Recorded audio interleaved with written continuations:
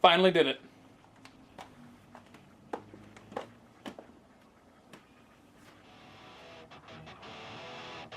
Let's finish this.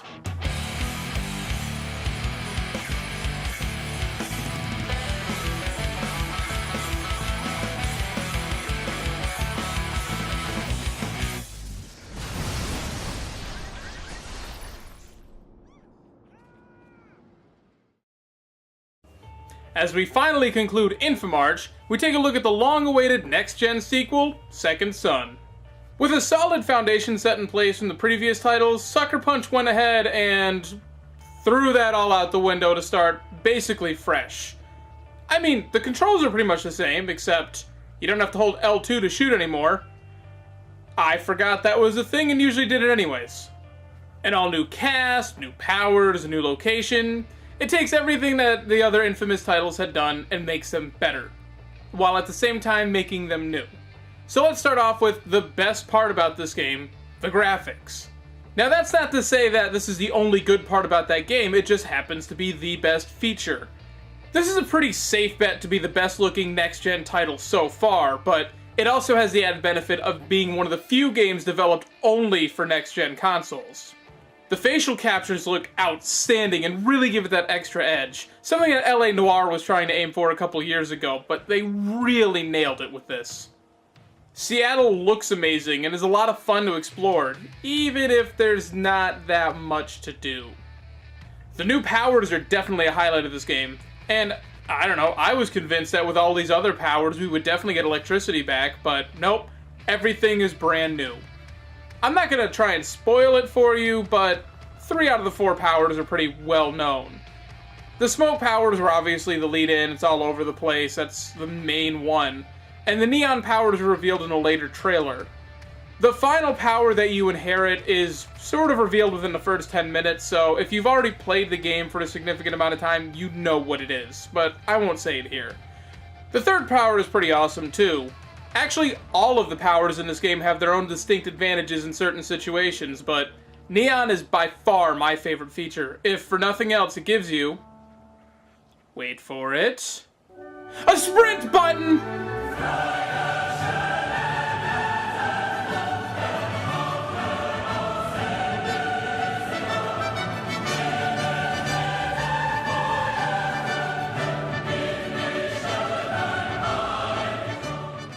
The story may not be the strongest if you're looking at it from a traditional sense, but it is definitely a character-driven story. And those are my favorite kind. It mostly revolves around the relationship between the Rowe brothers.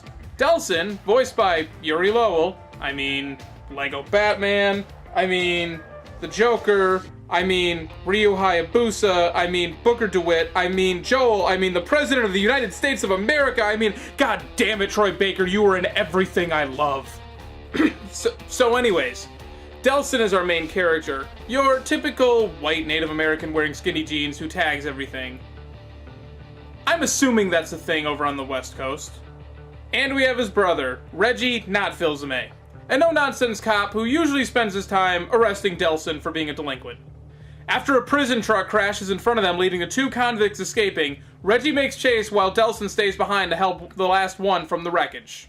But as it turns out, these guys aren't normal convicts. They're conduits, now labeled as bioterrorists, and during the struggle, Delsin somehow inherits this guy's smoke powers. It's not really explained why he has this power, but the significance of it is at least touched upon. After a confrontation with the main antagonist of the game, Augustine, we're now going to Seattle to try and inherit her powers to help out the native Akomish. Along the way, you do meet up with the other 2 escapees, one of which being Fetch, who is voiced by Laura Bailey, who was also the President of the United States of America, and who has worked on several other projects with Troy Baker, as well as about 200 more. So just imagine I made that joke again. Augustine may seem like a very generic, cutthroat villain, but at the end of the game her ultimate motives are actually revealed, which gives her some of her humanity back. My only issue is I kinda wish this was a mid to late game reveal, as opposed to something that happens 5 minutes before the end credits roll, because it really would have helped out her character. But overall, I am completely satisfied with Second Son. The folks over at Sucker Punch once again show that they can take a sequel and bring it to new heights over its predecessors. I do wish there was more to do in Seattle, as it's a fascinating city, but all of the side missions have been replaced by 30-second distractions. But the core game remains fun. The new powers are a blast, no pun intended, and switching between them is as easy as finding a new power source, which means you're never really handcuffed to just one power if you don't want to. The characters are great, the graphics have set the bar for what a console game should look like on the next generation, and it helped sell a bunch of PS4s. And now, after 3 months, inFAMARCH is finally over. Once again, I thank you guys for recommending this series to me, because I probably wouldn't have played it otherwise, and instead I got to play 4 amazing games. Well, 3.5.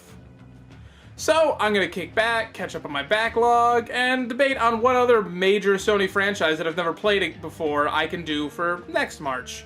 But until then, I'll see you guys later.